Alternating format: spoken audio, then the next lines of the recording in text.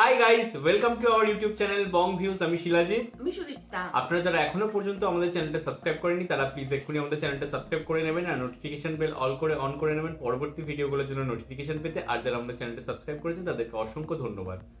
আর যারা ফেসবুক পেজে দেখছেন তারা অবশ্যই পেজটাকে ফলো করে যাবেন আর পছন্দ হলে অবশ্যই ভিডিওটাকে লাইকও করবেন। তো আজকে আমরা নিয়ে চলে এসেছি আবার একটি নতুন ভিডিও নিয়ে, যার টাইটেল হচ্ছে ধানমন্ডির 32-এ হামলা ভাঙচুর, যা বললেন প্রধান উপদেষ্টা ডক্টর ইউনূস, এবং চ্যানেল নেম হচ্ছে এটিএন নিউজ। চলুন দেখে নিন ভিডিওটা। আর ভিডিওটা যদি কপিরাইট ক্লেমের জন্য ব্লক হয়ে যায় তাহলে সম্পূর্ণ ভিডিওটা আপনারা আমাদের ফেসবুক বা ইনস্টাগ্রাম পেজে পেয়ে যাবেন। আর ফেসবুক বা ইনস্টাগ্রাম পেজের লিংক আপনারা আমাদের ডেসক্রিপশন বক্স ও ফার্স্ট প্রিন্ট কমেন্ট থেকে পেয়ে যাবেন। তাহলে চলুন সবাই মিলে ভিডিও দেখা শুরু করি। গণ অভ্যুত্থানের 6 মাসের মাথায় দায় মুক্তি চেয়ে 5 ফেব্রুয়ারি লাইভে আসেন ক্ষমতাচ্যুত প্রধানমন্ত্রী শেখ হাসিনা। এরপর 6 ফেব্রুয়ারি নেতাকর্মীদের উদ্দেশ্যে আবারও ভাষণ দেন তিনি, যা মেনে নিতে পারেনি অভ্যুত্থানে অংশ নেওয়া বিক্ষুব্ধ ছাত্র জনতা। এর প্রতিবাদে বুধবার গুড়িয়ে দেওয়া হয় ধানমন্ডি 32-এর মুজিব বাসভবন, যা ফলাও করে প্রচার করে আন্তর্জাতিক গণমাধ্যম। এ নিয়ে এবার মুখ খুললেন প্রধান উপদেষ্টা ডক্টর মোহাম্মদ ইউনূস। ঘটনাটি নিয়ে কি বললেন তিনি, জানাচ্ছেন এসআই রাজ। ছাত্র জনতার গণ অভ্যুত্থানের মুখে গেল বছরের 5 আগস্ট ক্ষমতা ছেড়ে পালিয়ে ভারতে আশ্রয় নিয়েছিলেন শেখ হাসিনা। সেখানে থেকে বিভিন্ন মাধ্যমে উস্কানিমূলক বক্তব্য দিয়ে আসছেন ক্ষমতাচ্যুত সাবেক এই প্রধানমন্ত্রী। অতীত কর্মকাণ্ডের জন্য অনুশোচনা না করে বিদ্বেষ ছড়াচ্ছেন তিনি। এতে খুব অসন্তোষ বাড়ছে জনমনে। সবশেষ 6 ফেব্রুয়ারি নেতাকর্মীদের উদ্দেশ্যে বক্তব্য দেন আওয়ামী লীগ সভানেত্রী।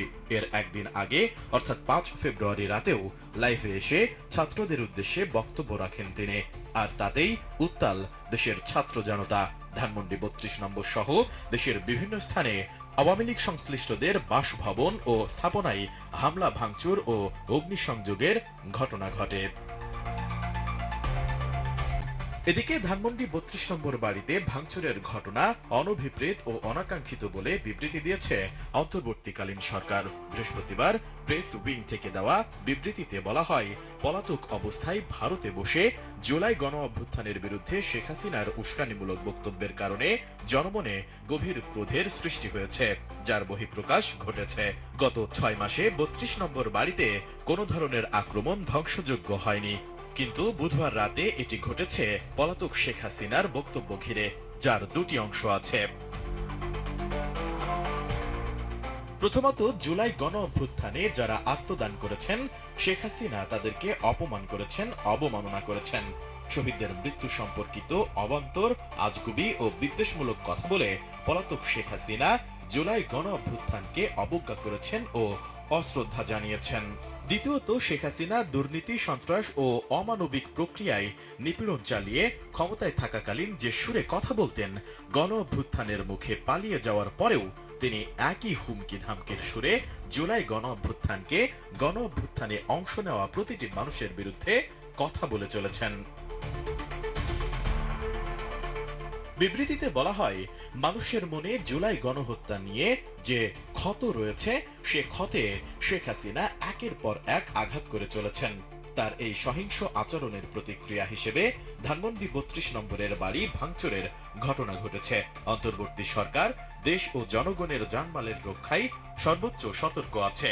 আইন শৃঙ্খলা রক্ষাকারী বাহিনী সর্বাত্মকভাবে পরিস্থিতি নিয়ন্ত্রণে আনার যথাযথ চেষ্টা করছে। সেখানে আরো বলা হয়, মানবতা বিরোধী অপরাধে একজন ওয়ারেন্টভুক্ত আসামি শেখ হাসিনা বক্তব্য দেওয়া থেকে বিরত থাকলে এমন ঘটনার পুনরাবৃত্তি এড়ানো সম্ভব। সরকার আশা করে ভারত যেন তার ভূখণ্ডকে বাংলাদেশে অস্থিতিশীলতা সৃষ্টি করে এমন কাজে ব্যবহৃত হতে না দেয় এবং শেখ হাসিনাকে বক্তব্য দেওয়ার সুযোগ না দেয়।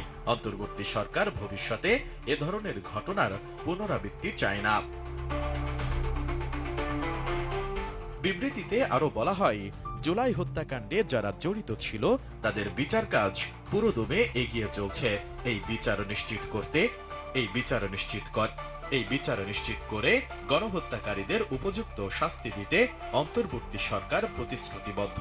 এছাড়া উস্কানিমূলক কর্মকাণ্ডে যারা জড়িত তাদের বিরুদ্ধে কি কি আইনগত পদক্ষেপ নেওয়া যায় তা সরকার খতিয়ে দেখবে বলেও ওই বিবৃতিতে বলা হয়। এসআই রাজ, এটিএন নিউজ।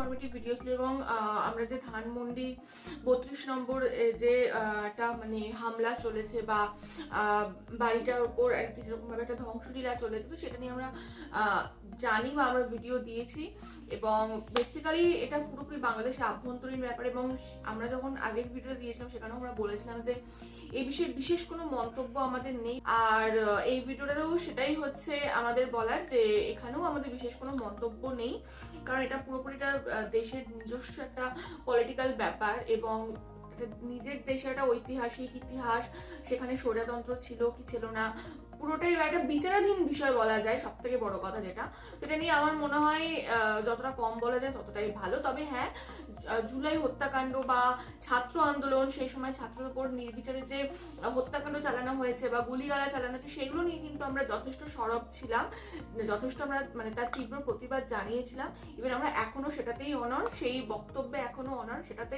আমাদের এখনো সেই তীব্র নিন্দা এই জিনিসগুলো এখনো রয়েছে। কিন্তু এই পার্টিকুলার কোনো টপিকে মানে আমাদের বিশেষ কোনো বক্তব্য নেই।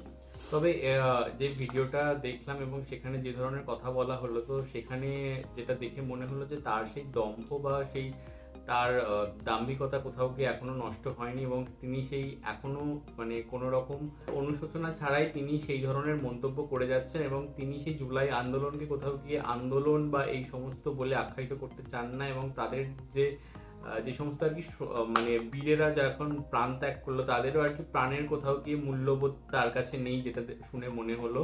এবং তিনি সেই এখনো সেই একটা সেই স্বৈরাচারী বা একটা যে অ্যারোগেন্স ছিল তার কথাবার্তায়, তো সেইগুলোও প্রকাশ পাচ্ছে কোথাও গিয়ে।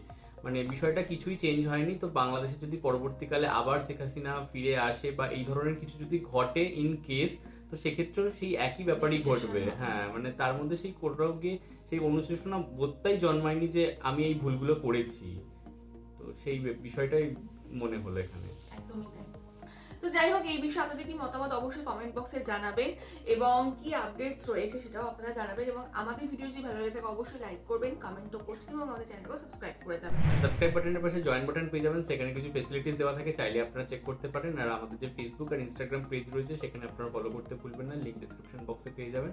আর আমাদের চ্যানেলের সাথে কানেক্টেড থাকার জন্য আমাদের যে ফেসবুক গ্রুপটা রয়েছে সেখানে আপনারা জয়েন করে আপনারা আপনাদের মনের মতো সমস্ত কিছু পোস্ট করতে পারেন, তার লিঙ্কও ডেসক্রিপশন বক্স চেক করলে পেয়ে যাবেন। আর আমাদের যদি আপনারা কেউ পার্সোনালি পছন্দ করে থাকেন আমাকে শিলাজিৎ অফিস সুদীপ্তা হিসেবে, তাহলে আমাদের পার্সোনালি ফেসবুক আর ইনস্টাগ্রাম সাইটেও ফলো করতে পারেন, লিঙ্ক ডেসক্রিপশন বক্সে দেওয়া রয়েছে। তো দেখা হচ্ছে পরবর্তী ভিডিওতে, আজ এ পর্যন্তই, টাটা, নমস্কার।